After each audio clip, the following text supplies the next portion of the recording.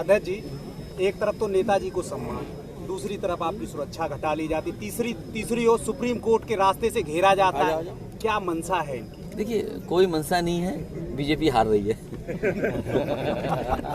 इस बार clean bowled होने जा रही है यूपी में, क्लीन बोल्ड, देख लेना आप, क्योंकि जनता इंतजार कर रही है। इनका 22 खत्म नहीं हुआ, बीजेपी का 22 नहीं खत्म हुआ, क्योंकि बीजेपी ये मानती है 22 हुआ नहीं तो किसान की आय दोगुनी करनी पड़ेगी, करोड़ नौकरी देनी पड़ेगी। बीजेपी बोलोगा 22 खत्म ही नहीं होगा 24 तक।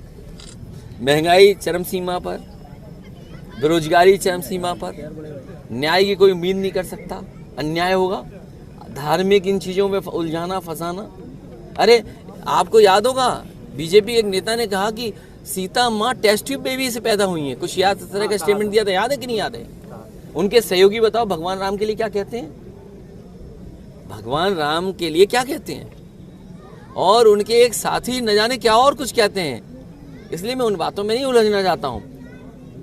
अब इन्वेस्टमेंट मीट कर रहे हैं, बताइए, जब चुनाव आ गया तब इन्वेस्टमेंट मीट, ये इन्वेस्टमेंट मीट नहीं है, ये आयोजन है जनता को गुमराह करने के लिए, धोखा देने के लिए।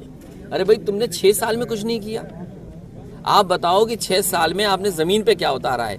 पहले इन्वेस्टमेंट मीट हुई, यही उद्योगपति आए थे जो अब आएंगे, जो उद्योगपति पहले आए थे वो फिर आने जा रहे हैं। तो जो एमओयू पहले किए थे तो फर्जी थे क्या?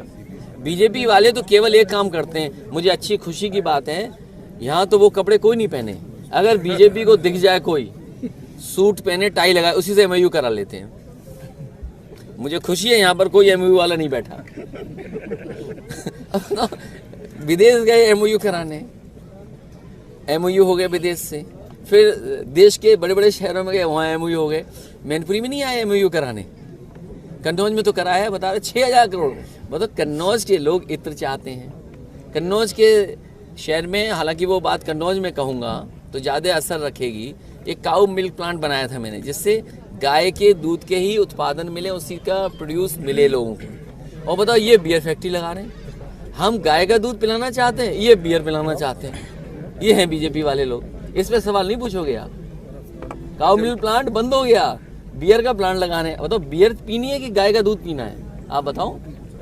अध्यक्ष जी, विपक्ष के रूप में सबसे इसको कोई नई बात मत मानिए, बीजेपी इसी तरह फंसा रही लोगों को। अच्छा ये बताइए, एसबीआई और एलआईसी का पैसा डूब गया, 55,000 करोड़ और 17,000 करोड़, 1 लाख करोड़ चला गया पैसा।